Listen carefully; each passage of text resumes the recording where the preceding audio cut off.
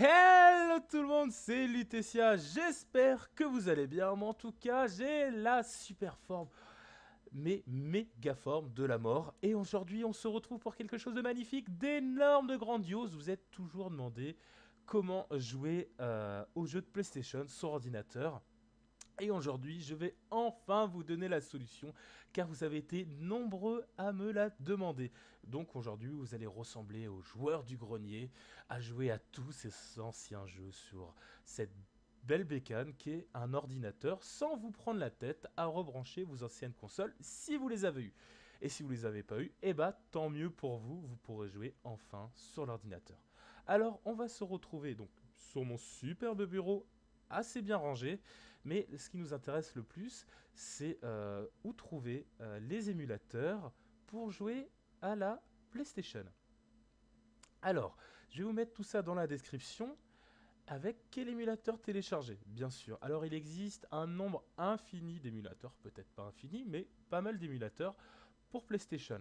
Donc, moi, j'ai choisi de vous faire un tuto sur l'émulateur EPSXE, qui est pour moi le plus performant des émulateurs, et il est en français. Donc, ça, c'est génial, c'est génialissime, c'est énorme. Donc, je vais vous faire le tuto à partir de ce logiciel-là. Alors peut-être que pour vous, c'est pas très clair un émulateur, à quoi ça sert? Eh bien tout simplement à jouer aux anciens jeux consoles comme Super Nintendo, N64, NES, PlayStation, GameCube ou autre sur votre ordinateur. Donc ce qui peut être vraiment très intéressant. Donc on se retrouve sur cette page qui est sur Emunova qui m'a permis de télécharger mon logiciel. Donc je vous mettrai ça, comme je vous ai dit, en description. Donc on va le télécharger, on va misclick. Ah, j'ai cliqué, je l'ai téléchargé et on va se retrouver sur mon bureau. Voilà à quoi ça ressemble. Ça ressemble à ça, on va cliquer dessus. Et voilà donc à quoi ressemble cet émulateur. À partir de là, vous n'allez pas pouvoir faire grand chose car il manque le cœur. La vie, l'intérêt de ça, c'est le BIOS. Donc un BIOS, c'est ce qui va vous permettre de faire fonctionner un ordinateur ou la PlayStation. Donc ce BIOS n'est pas fourni dans le pack car c'est interdit. Ne me demandez pas pourquoi, c'est interdit, il faut le télécharger à côté. Donc on va s'intéresser à ce téléchargement. Alors, on va se retrouver non plus sur Aminova, mais sur Planète Emu, qui est aussi un très bon site d'émulation, où on va télécharger le BIOS. Mais avant ça, comment trouver le BIOS? Tout simplement car il existe un superbe tuto fait par Aminova que j'ai suivi moi-même pour pouvoir jouer. Alors, ici, il nous met, voilà, le plugin, pas audio, du BIOS. Voilà, donc il nous met en fait trois BIOS qui sont bons. J'en ai testé deux, mais le meilleur pour moi, c'est celui-ci. Donc c'est celui-ci que je vais vous mettre en description pour que vous puissiez le télécharger. Donc c'est le SCPH 7502.bin. .bin. Je ne sais pas ce que ça veut dire, ne me le demandez pas dans la description. Donc là, on se retrouve sur Planète Emu, c'est ça, où on va le télécharger. Je remise-clic. Ah, j'ai pas vraiment mis-cliqué. On va pas se taper le truc de la redoute, ce n'est pas la peine. Donc là, on va se retrouver donc sur l'émulateur. On va faire configuration BIOS. Et là, attention à bien se souvenir où vous l'avez téléchargé. Vous allez mettre choisir et vous allez choisir dans le fichier. Ce qui est plus intelligent, bien sûr, c'est de le mettre dans BIOS, ici, là. Donc dans le pack qui vous est donné. Tout ça, ça vous est donné en même temps quand vous téléchargez le EPSXE. Donc moi je ne l'ai pas mis dedans, je l'ai mis à côté, mais bon, c'est la même chose. Donc vous le mettez là, vous cliquez sur OK, et là, miracle, vous avez mis le BIOS à l'intérieur et vous allez bientôt pouvoir jouer. Mais il vous faut une dernière chose. La dernière chose, c'est les plugins vidéo. Alors j'ai choisi de ne pas vous mettre énormément. D'ailleurs, c'est quoi ça? Moi, je joue pas à ça. Euh, Vous mettre énormément de pages, tout simplement car les plugins vidéo dépendent de votre carte graphique. Moi, par exemple, j'ai une ATI Radon 5870 de mémoire, donc il me faudra ce plugin-là. Donc je vous mettrai peut-être tous les liens de téléchargement dans la description, mais je ne vais pas vous embêter avec ça. Donc une fois téléchargé, ça s'installera, vous cliquez dessus, ça s'installera, et on va retourner sur le logiciel. Vous allez retourner dans config, vous allez aller dans vidéo cette fois, et là il vous demande de choisir le plugin que vous voulez. Donc moi j'ai pris celui-ci qui est très très bon. Vous allez cliquer sur OK, et là enfin vous allez pouvoir jouer à tous les jeux que vous voulez. Quoique, pas forcément. Par exemple, sur Final Fantasy VII, moi j'ai eu des problèmes et je vous expliquais comment les résoudre. C'est-à-dire que j'avais certaines fois des écrans noirs et en combat, je n'avais pas la barre d'action. Donc le problème est facile à résoudre quand on connaît comment faire, parce que c'est vraiment très compliqué à l'intérieur. Donc avant ça, voilà, donc comment le résoudre? Je vais peut-être un petit peu vite. On va aller dans config vidéo. Une fois que vous avez choisi votre driver, enfin votre plugin, vous allez dans configurer. Alors là, vous pouvez voir, on peut choisir la résolution. Donc moi, j'ai mis par rapport à mon écran. Je l'ai mis en full screen pour que ça prenne tout l'écran. Et là, le plus important, ce qui nous intéresse, c'est au niveau de compatibilité.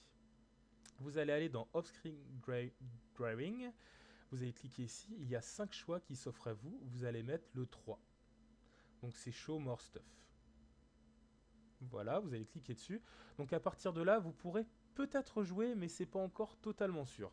Pour être sûr de vraiment pouvoir jouer, il vous faudra cocher ici le Special Game Fix et aller là pour jouer à Final Fantasy VII. Je le rappelle, ce n'est pas utile de le faire pour un autre jeu.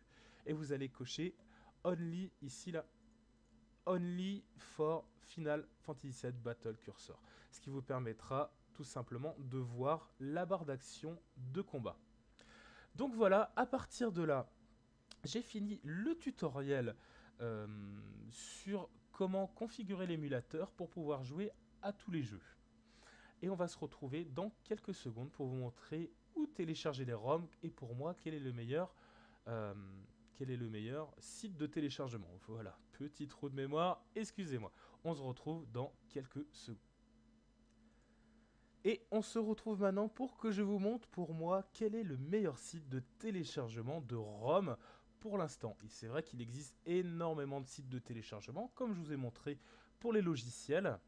Mais maintenant, on va s'intéresser au site. Oui, bah, assez de pub pour Emunova et pour Planète Emu. On va passer un petit peu à ROM Station. Alors, ROM Station est très très bon tout simplement car il vous permet de télécharger un programme qui regroupe tous les jeux qui sont la GameCube, la Game Boy Advance, la PlayStation 2, la Dreamcast, etc., etc., etc., jusqu'à la NES. Donc vous avez vraiment l'embarras du choix avec tous les jeux, sachant que le tuto que je vous ai fait est uniquement pour PlayStation One, je le répète. Donc là, on va se retrouver. Donc j'ai mis les jeux en classement les plus populaires. Donc les plus populaires, Final Fantasy VII, bien sûr. Final Fantasy 9, ça m'étonne d'ailleurs que ça soit devant Final Fantasy 8. Yu-Gi-Oh, j'ai jamais joué. Ah, Crash Bandicoot, Tekken 3, qu'est-ce qu'il était énorme. Rayman, Spyro. Ah, j'avais joué à Spyro aussi. Metal Gear, très très très bon. Rayman, il a été fait en 1995. Nom de Dieu, ça me rajeunit pas tout ça. Eh oui, je commence à me faire vieux. Excusez-moi. Et donc voilà, c'est le site que je vous conseille aujourd'hui. Donc quand vous avez fini de télécharger ça, vous allez donc il faut s'inscrire par contre pour profiter des services, qui me paraît tout à fait normal. Donc une fois que vous avez téléchargé, maintenant je vais vous montrer comment les faire fonctionner. C'est tout simple. Vous allez dans Fichier, Lancer ISO, et vous allez à l'endroit où vous avez mis votre jeu. Donc là, c'est Final Fantasy VII Disque 1. Donc il ne faut pas cliquer dessus parce que ça va me balancer le jeu. Mais voilà l'idée. Voilà. Ah oui, une autre chose aussi. Vous pouvez lancer les CD-ROM à partir de votre ordinateur. Donc voilà, si vous l'avez chez vous, tant qu'à faire, au lieu de télécharger, vous l'avez directement. Je rappelle, je ne sais pas si je l'ai dit avant, mais que l'utilisation de cet émulateur est autorisée et que le téléchargement de ROM, ce qu'on appelle ROM, c'est les ISO, c'est les images en fait des CD de l'époque en format PC, est autorisé si vous avez le jeu chez vous. Par exemple, comme si vous mettez une musique que vous avez sur clé chez vous, si vous avez acheté un CD, vous pouvez l'écouter sur clé USB dans votre voiture. C'est tout à fait autorisé et la loi l'autorise. Donc je vais pas vous dire d'aller pirater si vous n'avez pas le jeu, mais faites comme vous voulez, mais sachez que vous êtes dans la légalité si vous avez le jeu chez vous.